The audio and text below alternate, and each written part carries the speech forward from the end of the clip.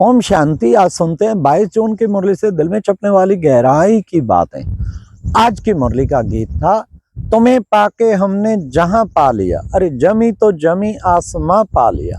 अरे बच्चों को कितना ना खुशी का पारा चढ़ना चाहिए, यह याद करके क्या कि स्वयं बाबा आया हुआ है, भगवान बाप आया हुआ है। नशा रहे, आज दिन में अनेक बार नशा रहे, भगवान बाप आया। तो बाबा ने कहा फिर तुम बच्चों को खुशी का पारा चढ़ जाता है। फिर बाबा ने कहा साथ साथ बाबा ने कहा बच्चे तुम्हारे जो है कितनी सुंदर बाबा ने बातें बताई हम बच्चों को। क्या बाबा ने कहा अरे बच्चे फिक्र क्यों करते हो, वेट एंड सी। बाबा इतने बच्चे बढ़ते जा रहे हैं, कहाँ आके रहेंगे। ये साकार की बात है, जब केवल पांडव भवन था, स्टे अरेंजमेंट बहुत थोड़ा, सुखधाम भी नहीं बना था, मुश्किल से 100 आत्माएं ठहर पाए। बाबा ने कहा wait and see, wait and see. और आज वो दिन है 30,000 भी ठहर सकते हैं। पूरे ऊपर नीचे कैंपस में तो 40,000 भी ठहर जाए।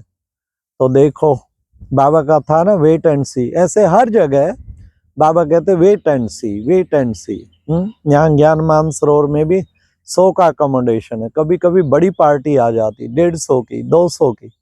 बाबा कहते वेट एंड सी। अब मनमोहिनी भवन बन रहा है 5 मंजिल, 65 कमरे बनेंगे। तो बाबा कहते वेट एंड सी, सब कुछ हो जाएगा, सेवा करो दिल लगा के, आगे बाबा करता जाएगा सारे काम। तुम सेवा करने वालों की हुंडी कभी फुट नहीं सकती, ये बाबा ने साफ कह दिया। सच्ची दिल पे साहेब राजी। फिर बाबा ने आज कहा कि देखो बच्चे, तुम आत्मा अविनाशी हो, आत्मा इस शरीर के द्वारा पार्ट बजाती है, तुम सब आत्माएं भाई भाई हो, तुम्हें यही स्मृति में रखना है, हम सब आत्माएं भाई भाई हैं। फिर बाबा ने कहा देखो बाबा कैसे ब्रह्मा बाबा के द्वारा आदि सनातन देवी देवता धर्म की स्थापना करता है। बच्चे मैं कहता हूं ओम शांति, और तुम भी ओम शांति। आत्मा शांत स्वरूप है, तत्वम। जैसे मैं हूं वैसे तुम बच्चे हो। बाबा ज्ञान का सागर, तो तुम बच्चे भी ज्ञान के सागर। फिर बाबा ने कहा कि बच्चे ऐसा अपना जीवन बनाओ जिससे जीवन श्रेष्ठ बन जाए। फिर बाबा ने कितना सुंदर हम बच्चों को बताया कि बच्चों को व्यर्थ के ख्याल खत्म करने चाहिए। आज बाबा ने कहा बच्चे तुम्हें नशा में बाबा बेहद का वर्षा दे रहा है 21 जन्मों के लिए, और वो 21 जन्मों के लिए राजाई कायम रहेगी, उसको कोई छीन ना सके। बाबा ने कहा बाजोली का खेल देखते हैं ना बच्चे। तुम बच्चे अब तमो प्रधान बने, कैसे 84 जन्म लेते लेते अब फिर सतो प्रधान बनते हैं। अब ये बाजोली का खेल दिखाते हैं। अभी तुम बने हो ब्राह्मण, फिर बनोगे देवता, फिर बनोगे क्षत्रिय, फिर वैश्य, फिर शूद्र, और फिर ब्राह्मण। ये है बाजोली का खेल। बच्चे सृष्टि का चक्र फिरता रहता है, लगातार फिरता रहता है। तो बाबा ने कहा बच्चे हर प्रकार की फिक्रों से फारिग रहो। क्यों? शिव बाबा बैठा है ना, वो कहता है तुम चिंता मत कर, मैं बैठा हूं। फिर चिंता किस चीज की करें?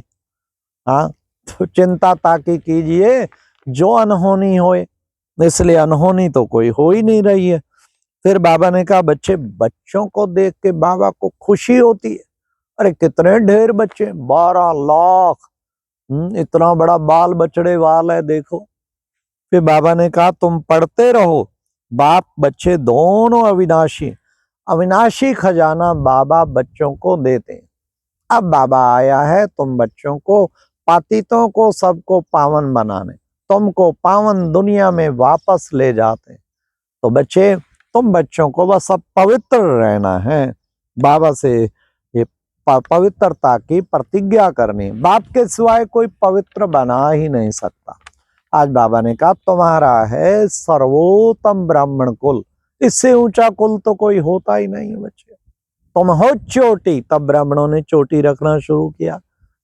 चोटी माना सब क्रिश्चियनिटी हो चाहे इस्लाम हो चाहे कोई हो, लेकिन बीज रूप बाबा के साथ जिसका कनेक्शन है वो चोटी। तो ब्राह्मण धर्म तुम्हारा आदि सनातन धर्म का मुख्य शास्त्र है गीता, बाकी तो छोटे। सर्वशास्त्रमयी शिरोमणि गीता तभी गाई हुई है। फिर बाबा ने कहा तुम बाप की तरह, बच्चे देखो जैसे मैं पतित पावन हूं तुम भी मास्टर पतित पावन हो। कितनी आत्माओं को, पतितों को पावन बनाते हो। जैसे बाबा वैसे हम बच्चे। मैं ज्ञान सागर तो तुम बच्चे मास्टर ज्ञान सागर। तो बाबा ने कहा सागर से निकलती है नदियां, तुम हो नदियां। हाँ तो नदियां ठहरे कौन सी? हाँ ज्ञान की नदी जो जगह जगह जाती है और खूब सबको, तुम हो ब्रह्मा कुमार कुमारी। फिर बाबा ने कहा बच्चे याद से ही पावन बनेंगे, योग है सबसे मुख्य। बस सबसे मुख्य बात बाबा ने बता दी, क्या? मन मना भाव, एक मुझे याद करो, बाकी सब दे और दे के संबंधी भूल जाओ। बाप और वर्षे को याद करो, जितना याद करेंगे तुम पावन बनते जाएंगे। पावन बनने की एकमात्र युक्ति है। बाबा ने कहा ये ख्याल करो, अभी हमको क्या कर्मातीत अवस्था में जाना है। याद करते करते ही तुम जाएंगे बच्चे। मनमना भाव का जो मंत्र है ना बच्चे, इसी को वशीकरण मंत्र कहते हैं। सब कर्मेंद्रिया वश में हो जाएंगी, प्रकृति के तत्वों पर अधिकार हो जाएगा। फिर बाबा ने कहा देखो ब्रह्मा विष्णु शंकर की पूरी दिखाते हैं, उनकी है आकारी दुनिया, तुम सब आत्माएं आती हो निराकारी दुनिया, और यहाँ पर है ये साकार सृष्टि। तो बच्चे कितनी बड़ी है, सतयुग में सृष्टि बहुत छोटी होगी। आज बाबा ने कहा विनाश की बात कि बच्चे देखो नेचुरल कैलेमिटीज भी होंगी, और ये सृष्टि विनाश तो होनी है, क्योंकि पुराना विनाश होगा, नई बनेगी। सतयुगी दुनिया परिवर्तन हो रहा है, वास्तव में विनाश नहीं, नई दुनिया आ रही है। तो बाबा ने कहा ऐसी गोल्डन एज दुनिया में ला रहा हूं। ये बम्स बना रहे हैं, कितना खर्चा करते हैं, कितने बड़े बड़े बम्स बनाते हैं। ऐसे बम बनाते जो एक डालें और सब खत्म हो जाए। सचमुच एक बम का स्पेशलिस्ट हमारे पास आया, कहने लगा मधुबन में हमारे रूम में, कहने लगे सबसे बड़ा बम पहले अमेरिका के पास, फिर था रशिया के पास, अभी चाइना ने सबसे बड़ा बनाया हाइड्रो बम। किसी भी विश्व के किसी कोने में फेंक दें तो सारा विश्व खत्म। बताओ ये कैसी होड़ चली हुई है। ओहो हो, विनाश काले विपरीत बुद्धि विनश्यंती। विनाश की चीजें ऐसी बना बना के विनश्यंती वाला कार्य कर रहे हैं। तो बाबा ने कहा कि बच्चे अब नई दुनिया की मैं स्थापना करता हूं। बच्चे गीता में भी है क्या, हम विश्व आपसे, विश्व के गीत में भी है ना क्या, तुम्हें पाके हमने सब कुछ पा लिया। तो तुम विश्व की बादशाही का वर्षा बाबा से पाते हैं। ये 21 जन्मों की राजाई है, विश्व का मालिक बनना कितनी बड़ी बात है। तो बाबा ने आज वरदान में भी कहा अंतर स्वरूप में स्थित रहे, अपने और बाप के गुप्त रूप को प्रत्यक्ष करने वाले सच्चे स्नेही बाबा। अंतर स्वरूप में, अंतर के पट खोल रे तुझे पीव मिलेंगे। हाँ अंतर मन का अंधेरा मिटाओ। तो अंतर स्वरूप में, उस आत्मिक स्वरूप में स्थित रह करके फिर अपने को और बाप को प्रत्यक्ष करने वाले, गुप्त रूप को प्रत्यक्ष करने वाले ऐसे सच्चे स्नेही भाव। स्नेह बाबा से जुड़ नहीं सकता जब तक आत्मिक स्वरूप में नहीं टिकेंगे। जितना आत्मिक स्वरूप में टिकेंगे और फिर बाबा के साथ भी स्नेह जुटेगा और फिर जो है प्रत्यक्ष होगा।